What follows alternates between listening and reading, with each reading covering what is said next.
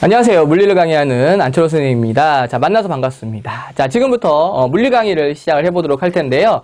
자, 책을 보시면 굉장히 조금 책이 어려워 보이고 이걸 과연 어떻게 공부할 수 있을까라는 생각에 아마 이 강의를 찾아오셨을 거라고 생각이 드는데요. 정말 잘 오셨습니다.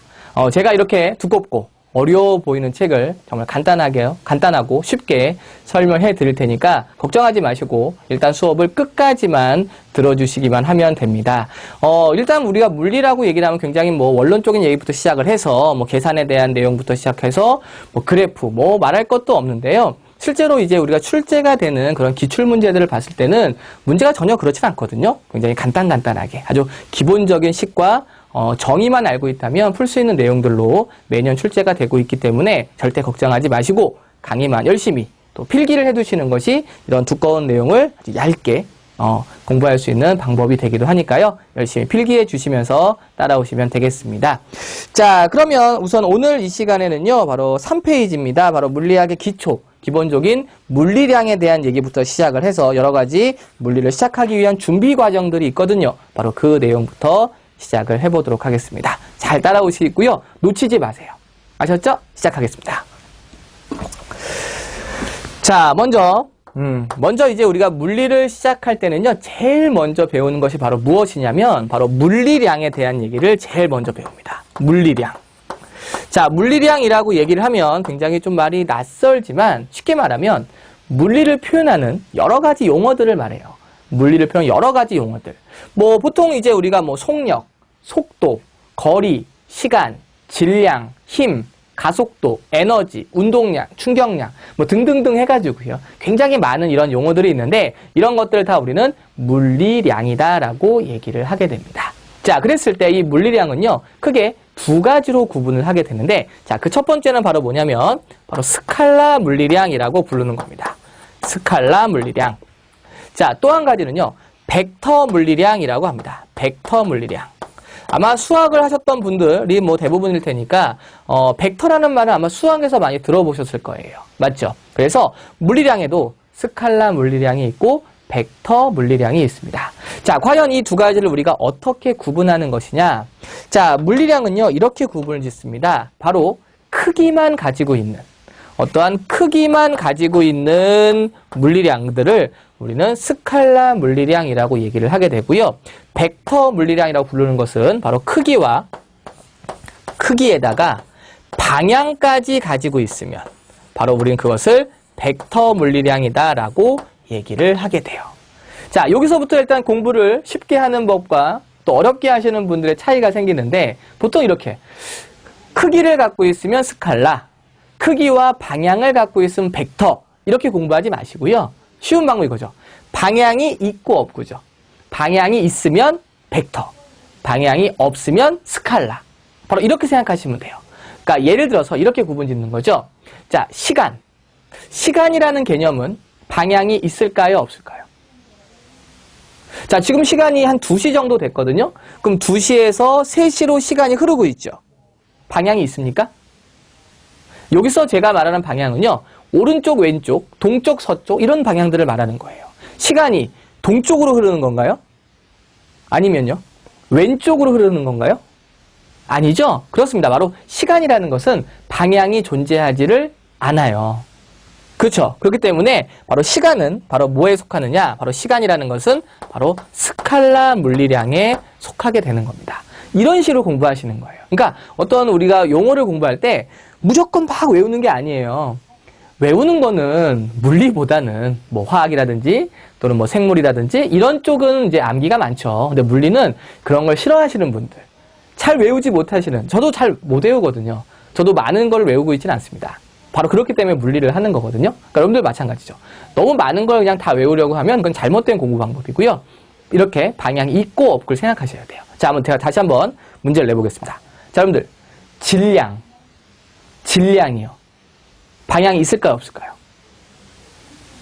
보통 이제 우리가 질량이라고 하면 10kg, 20kg, 30kg 이런 게 이제 질량이거든요. 자, 만약에 제 몸무게가 70kg이라고 가정을 하면 자, 방향이 있나요? 제가 질량이 오른쪽으로 70kg인가요?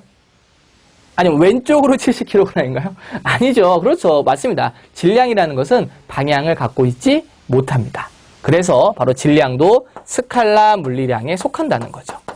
그러니까 이런 식으로 생각하면 되는 거예요. 자, 그러면 여러분들 이거 해볼까요? 힘. 힘은요, 방향이 있을까요? 없을까요? 힘은 방향이 있습니다. 보세요. 자, 지금 이 물체가 떨어지고 있거든요.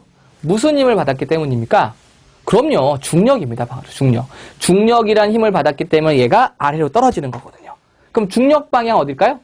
그렇죠. 이 방향으로 중력이 작용하고 있기 때문에 바로 물체가 글로 떨어지는 거거든요. 중력이란 힘의 방향은 이쪽입니다. 자, 만약에 내가 어떤 물체가 이렇게 있는데 이 물체한테 내가 이쪽 방향으로 힘을 줄 거예요. 그거 봐요. 내가 힘을 준 방향이 어느 쪽이다라고 표현할 수가 있죠. 자, 우리가 용수철이나 또는 고무줄이 갖고 있는 그 힘이 바로 탄성력이라고 얘기를 합니다. 자, 만약에 제가 용수철을 잡고 쭉 잡아당길게요. 그리고 놓으면 탄성력이 이 방향으로 작용하고 있기 때문에 용수철이 이렇게 돌아가게 되는 거죠. 이해되십니까? 그래요. 바로 이런 것을 우리는 바로 벡터 물리량, 바로 방향을 갖고 있다. 이렇게 얘기를 하는 거죠. 그래서 힘은 벡터 물리량이다라고 생각하시면 돼요. 자, 그 다음에 이제 우리가 뭐 대부분 이제 일반인들이 그냥 막 섞어 쓰는 용어들 중에 예를 들어서 속력이라는 단어와 속도라는 말이 있죠. 속력과 속도. 맞죠? 이제 보통은 이 속력과 속도를 그냥 막 섞어 쓰는 경우가 굉장히 많습니다. 그런데 그거는 잘못된 거예요. 실제로 속력은 방향이 없습니다. 속력은 방향이 없이 그냥 크기만을 갖고 있는 스칼라 물리량이고요. 그에 비해서 속도는 방향을 가지고 있는 벡터 물리량이에요. 그러니까 예를 들어서 우리가 뭐 2m/s다. 속력의 단위나 속도는 m/s라는 단위를 쓰죠. 뭐 m/s, 즉 2m/s다라고 하면 그런 속력이 돼요. 근데 만약에 동쪽으로 2m/s다. 그럼 방향까지 표현해줬죠. 그런 건 바로 속도라고 표현할 수가 있는 거죠.